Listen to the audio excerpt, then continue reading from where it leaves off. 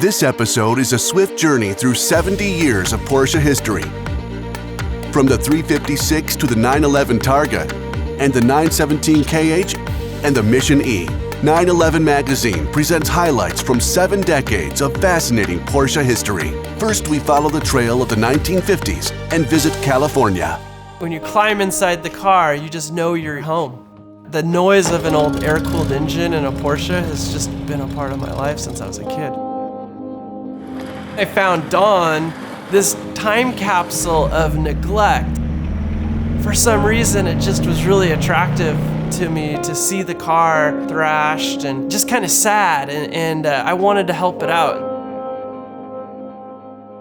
I love the parts of the car. I love the detail of the taillights or the steering wheel, and so there's visually so many things about the car that I love.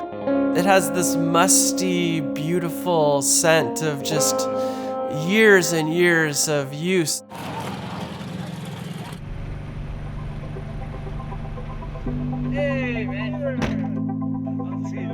Often, I encounter people that have old Porsches and they haven't driven them. I go, look at my car.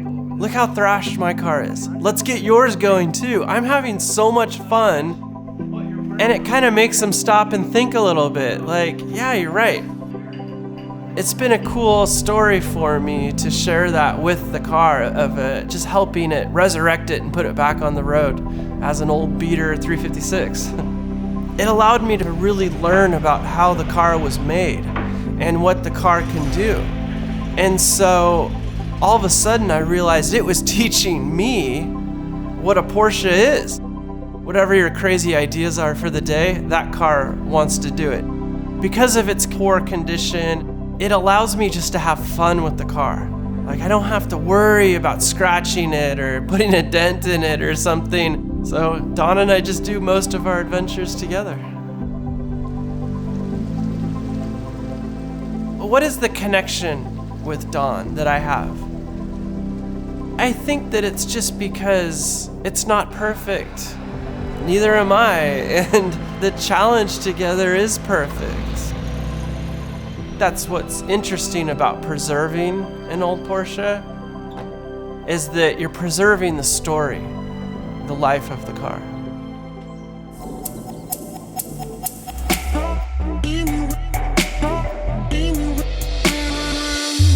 Unique image material from the former Porsche engineer and head of research and development, Helmut Bott. In 1967, he tests the aerodynamics of a Porsche 911 2.0 Targa. The challenge, the pristine hairstyle of the unknown lady in the cockpit should emerge unscathed. At the time, engineers used simple woolen threads to show the flows of air over the vehicle body. Over 50 years later, 911 Magazine runs the test again with the new Targa. The hairstyles have changed, but the objective is the same. When the engineers at the state-of-the-art Porsche wind tunnel crank up the turbines, as little wind as possible should enter the cockpit. 9,200 horsepower generate wind speeds of up to 300 kilometers per hour. Of course, today there are much more modern methods of measurement available.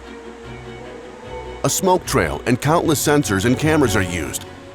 But the good old woolen threads still provide a rather precise picture of the airflow situation. Then, as now, the car delivers what it promises. Even with an open top, most of the wind stays out of the cockpit. And the hairstyle is safe.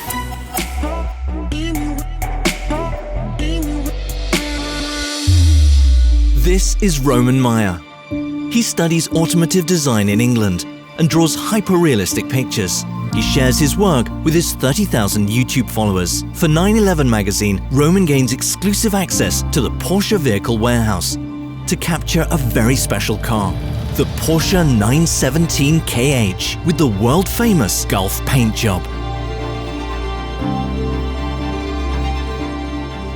Over 2 days, his portrait of the racing icon of the 1970s takes shape brushstroke by brushstroke, immortalized in oil.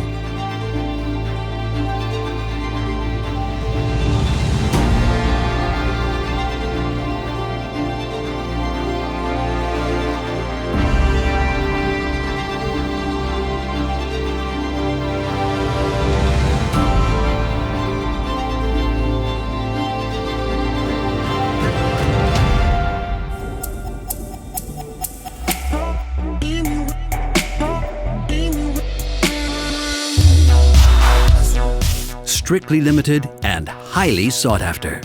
In 1987, Porsche launched what was then the fastest series production vehicle in the world with the 959, and proved once again Porsche's variability in building sports cars. Its top speed, over 300 kilometers per hour. Only 292 units of the car were built. Celebrity buyers included Bill Gates,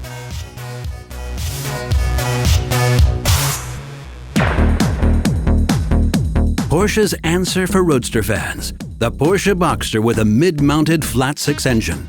With the success of this iconic model, restructuring measures in production, and the same parts principle in which the same parts are used in the Boxster and the 911, the company experiences a rebound after the economically turbulent years of the early 1990s. Porsche renews itself yet again.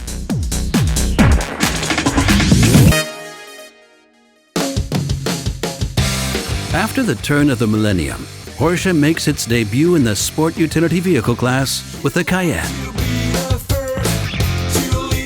The SUV turns out to be a smashing success, particularly in North America. For a time, 4 out of every 10 new Cayennes are registered between New York and Los Angeles.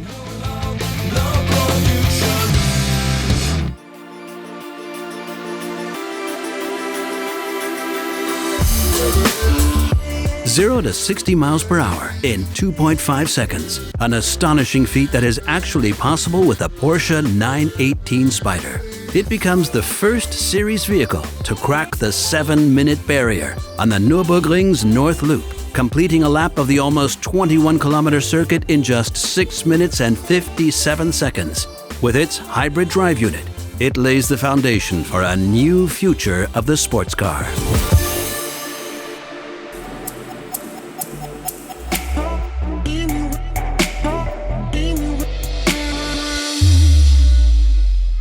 Das ist unsere Mission E Cross Turismo.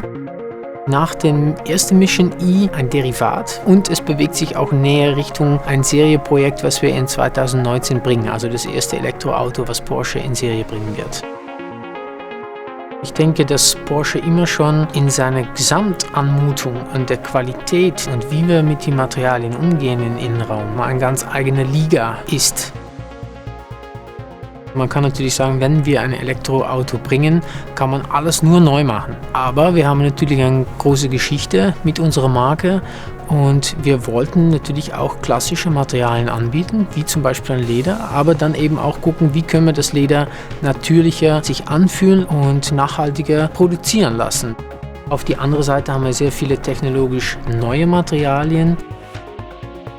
Das Team guckt natürlich immer über den Horizont und versucht ganz neue Sachen zu bringen. Also ich kann auf jeden Fall schon sagen, dass wir in so eine elektrifizierte Welt uns auch ein Interieur vorstellen können, wo wir komplett auf Leder verzichten. Das heißt, wir forschen in die Zukunft, gucken, wie können wir da wirklich weiter nach vorne kommen. Wenn zum Beispiel ein Auto teilautonom fahren kann oder vollautonom fahren kann, ist es ja natürlich tatsächlich so, dass ich im Innenraum auf einmal ganz andere Möglichkeiten bekomme. Wie in einem Wohnzimmer, plötzlich fällt mir viel mehr auf, was ist die Qualität, die mich umgibt sozusagen, was sind die Farben und Materialien und dann habe ich eigentlich viel mehr Zeit, mich da intensiver damit zu beschäftigen.